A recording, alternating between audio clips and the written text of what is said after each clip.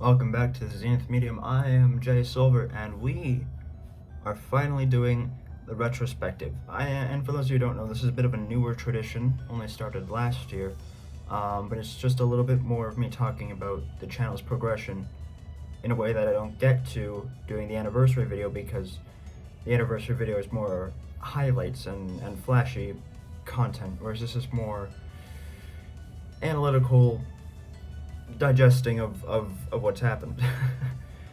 um, excuse me. But like, I did want to bring, I did want to do this one, and it's coming out to you a week later. I'm recording this on the 14th of January, and it's coming out to you next weekend. But I did want to talk about it because technically this isn't just the retrospective of the channel, this is also kind of the retrospective of Azrael Silver, as this was the last year that I deem myself as that on the channel. Overall, I like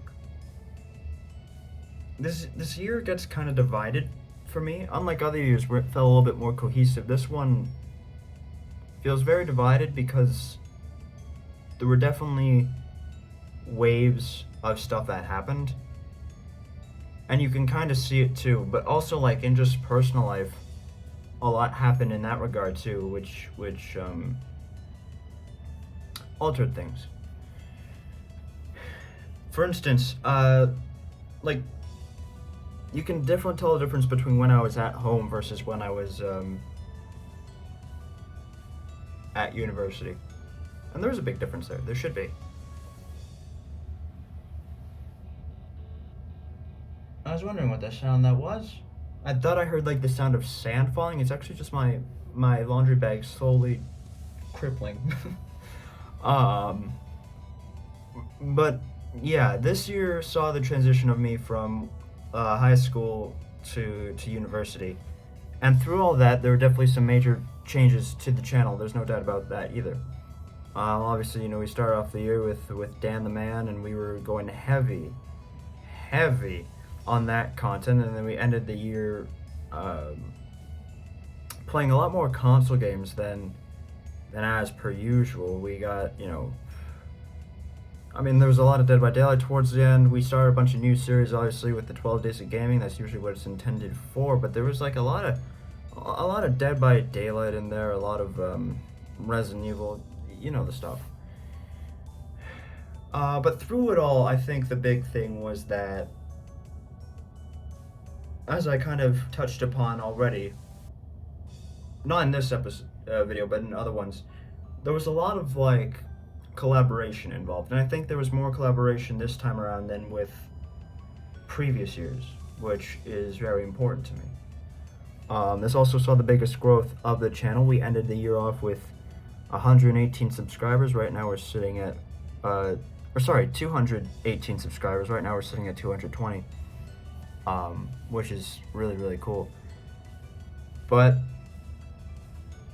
I don't know, it's been bizarre of a year, because like I said, it feels very divided to me, and it feels kind of divided because of that. Like, you had high school where I had so much leisure time, and I was posting a lot of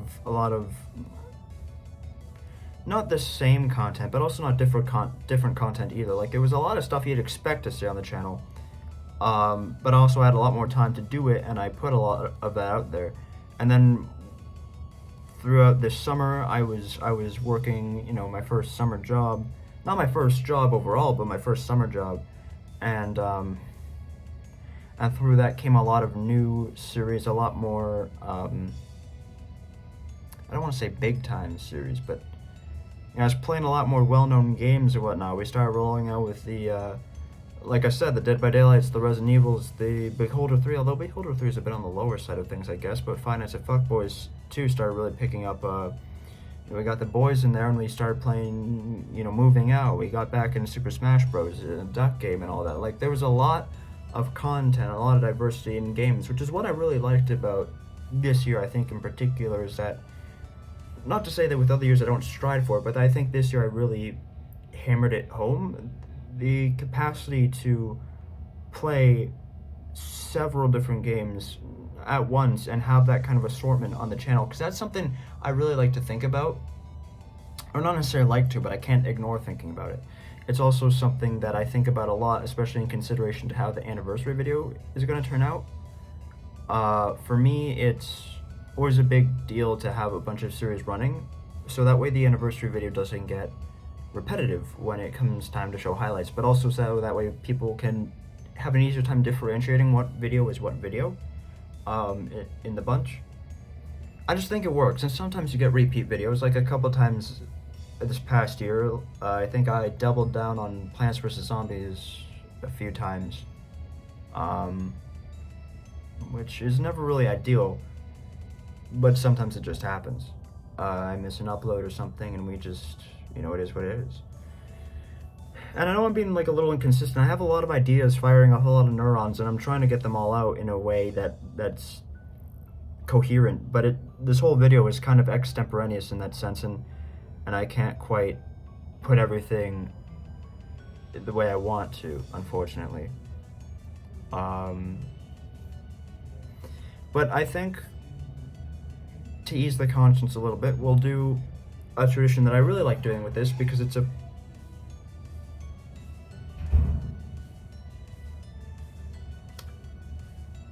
people. But a little tradition that I always like to do with these videos, which is where I just kind of show where a bunch of series are at. So obviously, first off, we're going to start with series that, there's 3 ways I do it. Okay, the first one I show is series that we started this year. The second thing I show you is the series that are continuing from previous years, and then the third thing I show you is series that we finished this year.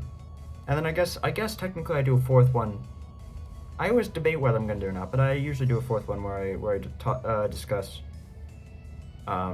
series that we are continuing this year. I don't know. In any case, the first one.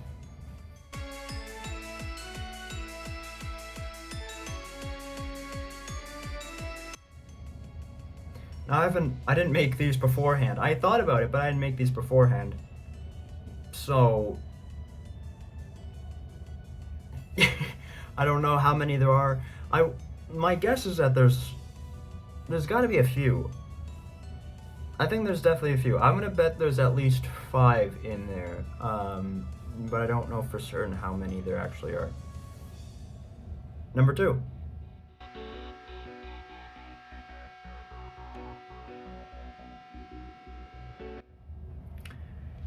And this one so the first one was series that we started this year. Second one is series that are continuing from previous years, and I think this one didn't have too many, I don't think, if I'm not mistaken. But the third one, series that we finished this year, I do think there's a lot. I think there was maybe 7.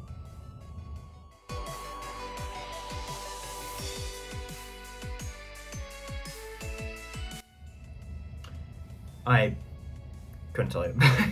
I mean, you guys already know. For me, it's going to be more of a learning experience after the fact than during.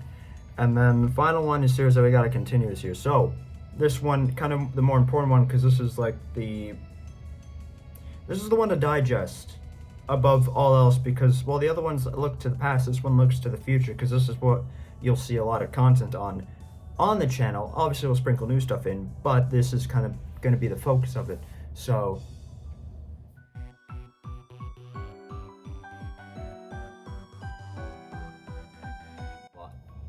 I do hope it's a lot. And like I said, there's wiggle room for more content to come out. Also, I should mention, I didn't accidentally mean to wear the same shirt I used during the last retrospective, but it just happened to coincidentally be what I did. Even so, like, the channel grew a lot this year. I think it goes without saying that is the case. I don't remember where we left off last year. I think we ended the year off last year with like 134 subscribers, something like that. And this year we passed the 200 sub milestone. We didn't, we're 14 subscribers off from reaching a full 100 since last year, but, you know, obviously that comes with with time. The biggest challenge I had this year in terms of what I was doing, I always kind of switched, but I think the overall umbrella of it was, quality. And I look at quality in a bunch of different ways. I mean, obviously everyone knows what quality is, but I had a big problem this year with comparing myself to other people, especially towards the end. Comparing myself with other YouTubers that I shouldn't have, because, why would you? Like, I really shouldn't have, but I would compare myself to Markiplier, especially because, such longevity, quality editing, thumbnails of high caliber and all that, like, commentary and everything. Like, I look at a lot of it very analytically, trying to understand the process. Not that there really is a process, but trying to understand how I can up my game to provide better content for everyone else. And I compared that a lot this year. And that's kind of like I don't know if that's a bad thing or a good thing, because you really shouldn't compare yourself to people. The only person you should compare yourself to is yourself. Compare yourself to what you want to be, and compare yourself to what you used to be, and all that jazz. But it's not healthy to compare yourself to other people, especially over long periods of time. And yet I kind of, not necessarily fixated on it, but it was definitely the reality of the channel. And not that I think it translated very well, but I tried to get more creative with thumbnails, and I kind of, just starting off with thumbnails, I toyed with the idea of maybe moving away, and I still am. I'm toying with the idea of moving away from kind of the artistic, I don't even know what you'd call it, really. But like, my thumbnails, as you probably noticed, have a certain filter on them all the time. While a couple years ago, I remember my friend Awkward Bound telling me about the fact that my thumbnails always kind of came off like they had a bit of like a fog over them. This year, I try to get away from that, and I think I did. But for a while now, they've had this color palette to them, created on PixArt. That's what I use. It's a mobile app, and it's what I use to make my thumbnails. And I thought about moving away from that because, like, they look good on mobile, but I think the case for a lot of them is that if you look at them on a computer screen, like, zooming in on them, it doesn't look great is the problem. And there are some series out there that I started that had a different style of thumbnail, and I kept it that way for the entirety of the series because I felt it appropriate. Like Dead by Daylight, I didn't use that color palette for. That one was all like color effects. Sometimes I'd like mute every color except for one color, so there was only like a vibrant red in the thing, and everything else was black and white or something like that. Like a series like Dead by Daylight, I never used the color palette on. It was strictly creative artisans. DDLC, which was more of like an early in the year kind of thing. That one always had the kind of purplish color palette to it that I put on it. Other series, they kind of wavered between a few. Resident Evil 2, I know I always had this kind of blue and pink color palette too for all the thumbnails. Like, there's just some series that I kept consistent with thumbnail design. And it was a very hit or miss thing, because sometimes I would have a thumbnail that looked pretty good, but then when I went to put the color palette on it, it just wouldn't translate very well. And also with using the color palette the way I was, it didn't really. There were some things I had to limit myself with because like I couldn't really translate lightning or fire in thumbnails. They didn't work as well. And even like, I know it hasn't been posted yet, but over the weekend, the weekend of the 12th to the 14th, I played a lot of Sonic Forces, and I have beaten Sonic Forces, which is a series I started again during the 12 Days of Gaming. And in there for the rest of the series, I used not the color palette. Well, I did use the color palette, but after that I used this other mode in PixArt called the Cartoonizer. And that, I feel, added an aspect of decency to it as well. In fact, it's also what I used to make the first Super Mario Wonder thumbnail, as well as I think the second too. But regardless, like, I recognize that a lot of what I'm doing, even just the editing of it, of a lot of videos, they look good on mobile. But if I play them off a computer and whatnot, sometimes they look a little bit grainy and whatnot, and that's a significant problem, because if it's on PC and it doesn't look good but it looks good on mobile, then it's, you know, that's not okay. If you edit something on the PC and it looks good on the PC, then it'll also translate really well to looking good on mobile. But if you edit something on mobile, so it's trained for mobile, then it won't look great on the big screen, because it's, or at least that's what I'm kind of getting. Like, trying to make the anniversary video, I noticed that a lot too. And like with commentary, there was a big goal, and I've talked about this before, throughout the year, you know, before the year began.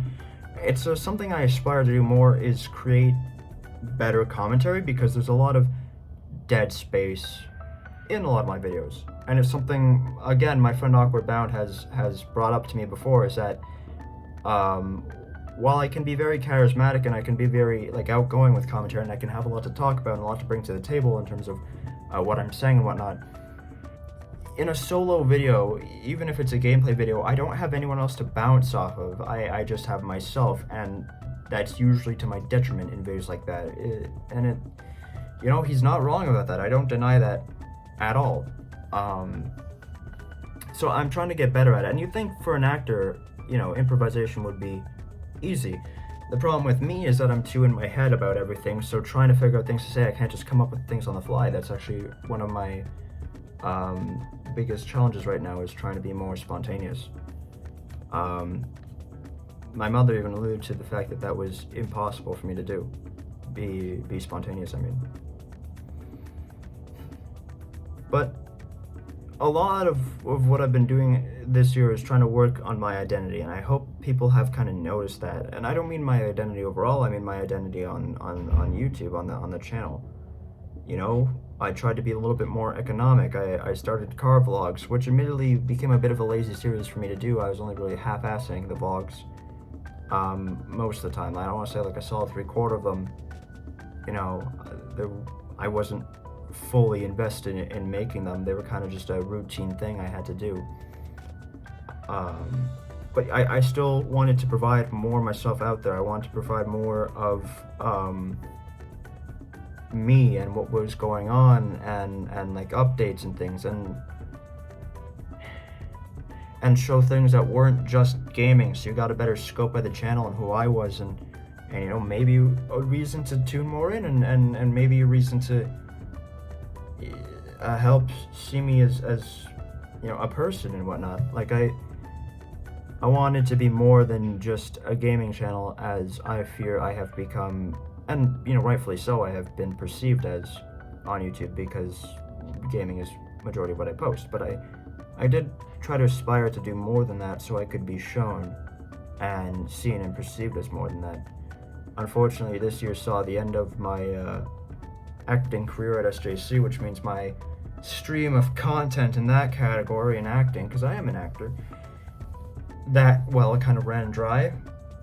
I didn't get that many performances out this year. Like, I think I performed quite a few times, and I only posted like half of them, because that's all I really could post. I couldn't record anything about Commedia dell'arte. I couldn't record anything about Snow White. I couldn't record anything about was it just Commedia and Snow White? It might have been Commedia dell'arte and Snow White. So maybe I did get a little bit more out there than I thought. But like, I don't know. I struggled a lot with identity in this one, and trying to make more decent content. And like, I think overall, in terms of good things, like a lot of the videos have a lot better views than previous years. Like, and sure, part of it comes with the channel growing and whatnot. But even a smaller channel like mine, like I'd say, like it goes without saying that my viewership went up on the channel tremendously, which was just, it was awesome. Of course, my top videos being Nutball 3, because the second Nutball got taken down by YouTube completely, and then the first one I privatized out of fear of YouTube taking that one down too. In fact, I'm probably going to delete it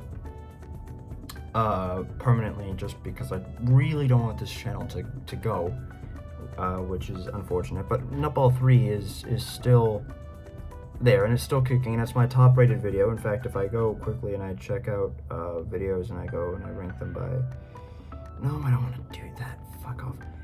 God,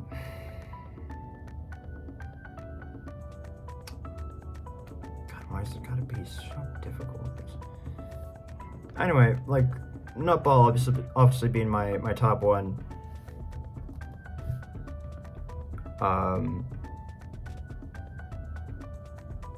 It is, you know, there. And then, like, a lot of my other big videos, they're just brawl talks, which is, it is what it is. I don't mind it. I get why people do that, and I get why brawl talk is one of the more up there series on the channel, but it's, yeah, like, I don't do any of it for views or anything. At the same time, there was a certain aspect of it where you gotta be,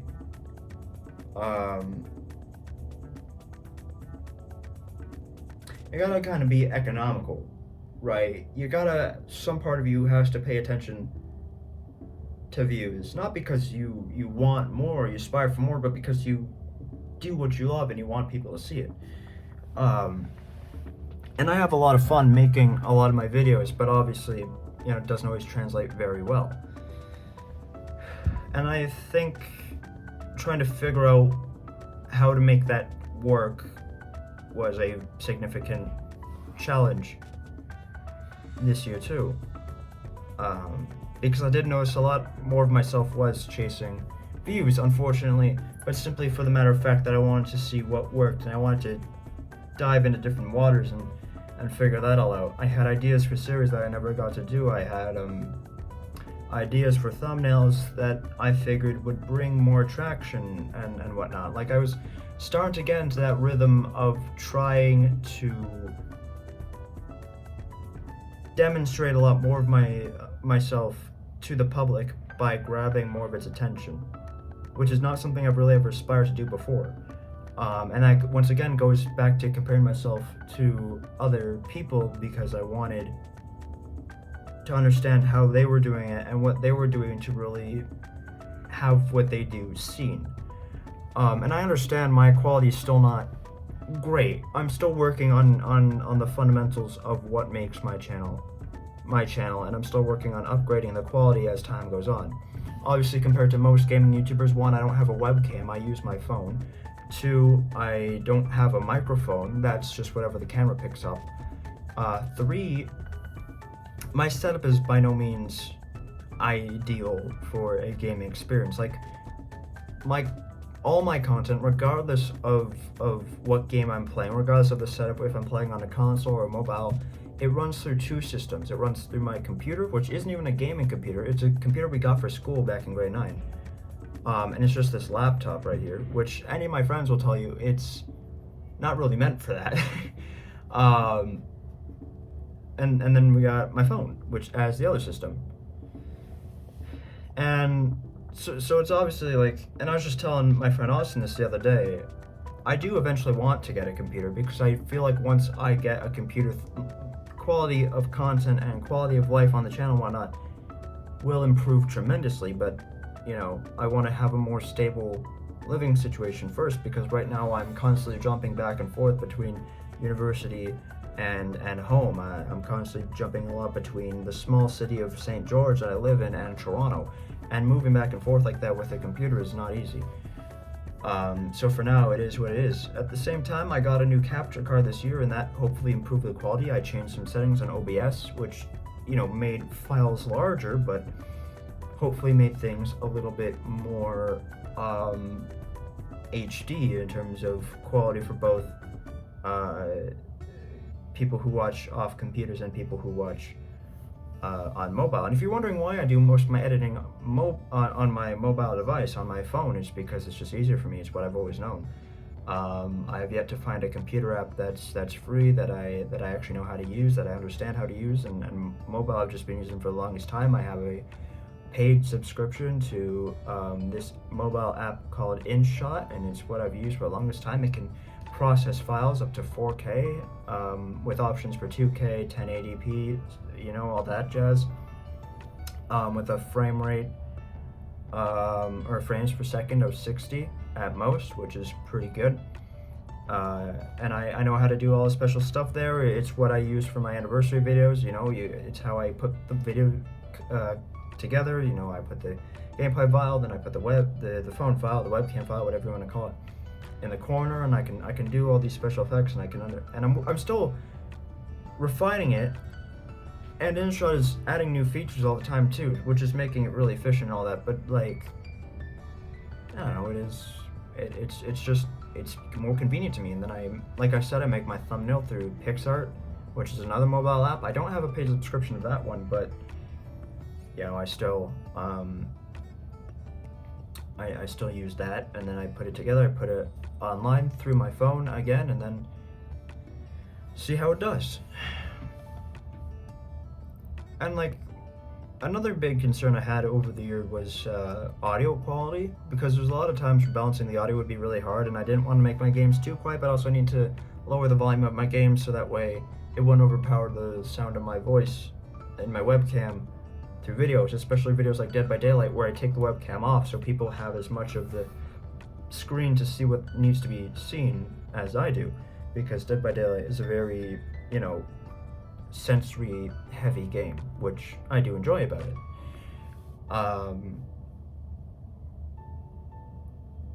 But audio was definitely, I've considered the idea of getting a microphone. I have considered that idea. I don't think I would want one right now, simply because, like I said, it would run through my laptop, which already has a hard enough time running shit as it is. My amount of computer games I can play is very limited, because the computer can't handle running heavy games and OBS at the same time. But it works for what I've been doing thus far. But I don't deny the fact that there is some equipment in my set that does need an upgrade eventually. But for now, I'm just not at that stage yet. I'm still in adolescence, and I think overall, if I had to put a question as to what's holding me back, obviously I'm not marketing my stuff a lot. It's not being promoted a lot, so obviously that is in part why my channel isn't growing tremendous amounts. I'm not doing anything, special. It's primarily gaming. Everyone does gaming. I'm not advertising it that much, so it is what it is. But I still think, even regardless of that, the biggest thing holding me back is that everyone who does watch my stuff is still noticing this fact. And it's quality of it all. It's quality of commentary. It's quality of, thumbnails and engagement like that. It's quality of the video itself, and how it looks. I think as we get into an increasingly competitive environment, where what would even be the statistic? Maybe every 3 out of 10 people don't have channels at this point on YouTube, especially in places like Canada and America.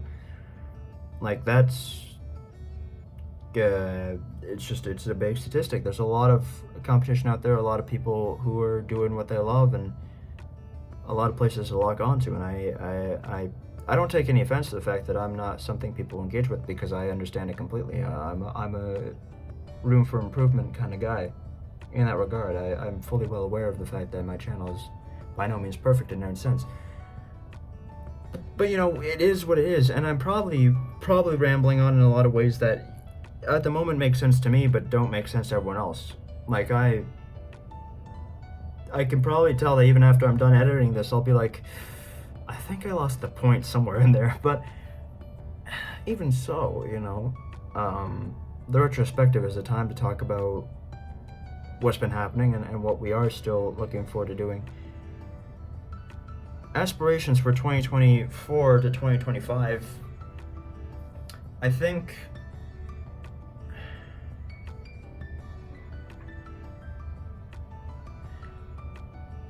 I don't really have goals. I don't really set goals for myself because, like I've told people many, many times before, I'm not a guy who really plans things. I kind of just adapt to whatever wave of the ocean I'm on. Um, I mean, I'll obviously plan, like, if I have a bunch of videos scheduled to come out right now, I'll plan in that regard, but I won't plan big things. I won't plan well into the future unless I'm trying to be strategic with something, which, again, analytical mind, I obviously do, just not in this regard. So I don't really have goals overall, like set goals that I want to accomplish, because I understand a lot of things can change, living conditions, prices can rise, all that jazz.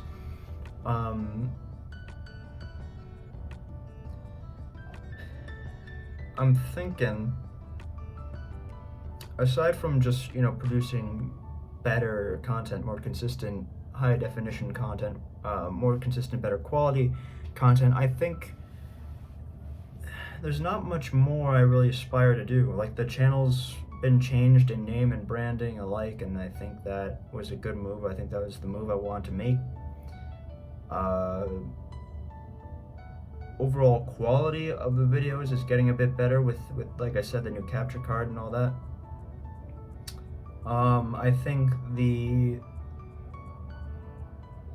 aspirations now lie in improving in video editing, improving in conciseness, in kind of the overarching thing that's been one of the longest goals I've ever had, which is commentary. In terms of series, I do aspire to do more Three Morons content. That's always great. I want to get more philosophical on the channel because I don't believe that I've really shown that a lot, and I do want to present more of that to the channel. I want to get back into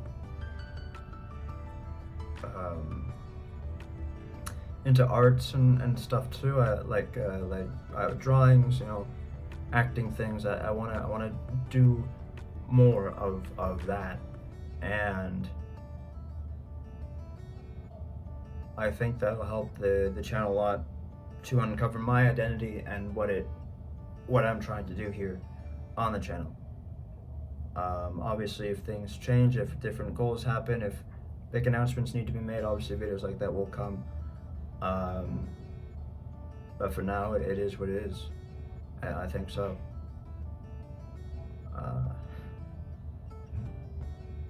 Yeah. Yeah.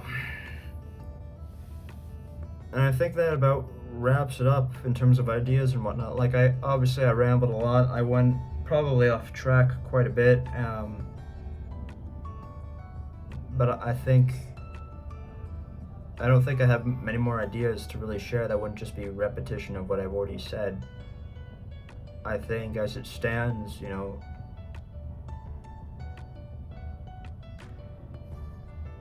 we did what we had to do, and we did the best we could as a channel. And definitely more to come in the future, and hopefully a lot more collabs, a lot more dynamic things. I'm just, kind of wrapping a gameplay series right now. I got a few things going, a few promises to keep, a few things to do. I'm balancing some old stuff with some new stuff right now as we speak. I think the video that just came out today was the second Super Mario Bros. Wonder video. And yeah, I've got everything planned up until the 17th of January. I don't remember when this is getting out to. I think the 19th maybe. Either way, I don't really got anything else aspiring to say. I've preached about as much as I could.